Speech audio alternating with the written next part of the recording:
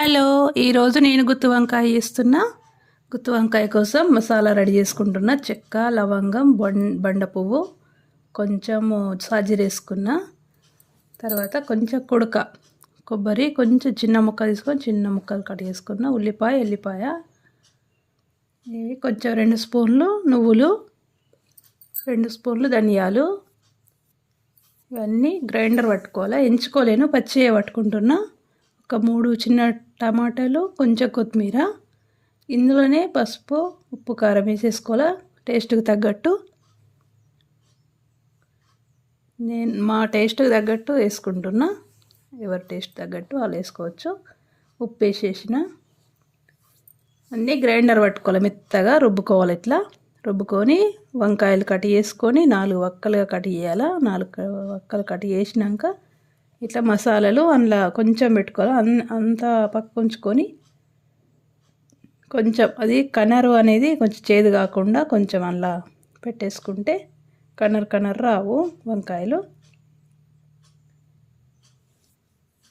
అన్నిటికి ఇట్లనే పెట్టేసుకోవాలా.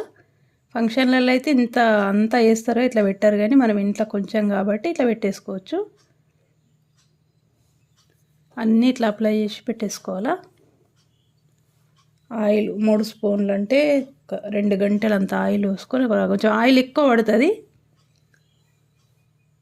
గుత్తి వంకాయ కోసం. అవి వేగాలి కదా. ఫస్ట్ ఈ మసాలా పెట్టుకున్న వంకాయలు ఫస్ట్ వేపుకోవాలి ఆయిల్లో.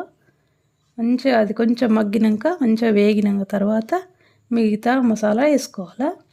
ఇట్లా కొంచెం నూనెలో వేపి ఇట్లా మూత పెట్టేయాలి. మగ్గుతాయి వేగుతాయి మంచిగా. ఇట్లా మీది పొట్టు అనేది కొంచెం పొక్కినట్టు వేగేదాకా అట్లా మిగతా మసాలాలన్నీ ఇప్పుడు అందులో పెట్టిన అప్పుడు రెడీ చేసుకున్న మసాలాని కొంచెం అందులో వంకాయలు పెట్టిన ఫస్ట్, తర్వాత ఇందులో వేసేసి కొంచెం వేపి కొన్ని వాటర్ పోసుకొని ఇట్లా వేగిన తర్వాత కొన్ని వాటర్ పోసి మూత పెట్టేయాలి. మనకెంత చిక్కగా అవసరమో అంత తయారయ్యే వరకు సిమ్లో ఉడికించుకుంటే ఆయిల్ పైకి వచ్చేసింది. మసాలా అంతా ఉడికింది. గుత్తి వంకాయ రెడీ అయింది. ఇది చపాతీలకు, జొన్న రొట్టెకు, వెజ్ బిర్యానీకి వీటికి మంచిగా టేస్ట్ మంచిగా ఉంటుంది. ఇది దానికోసం చేసిన వంకాయ రెడీ. ఎలా ఉంది చెప్పండి.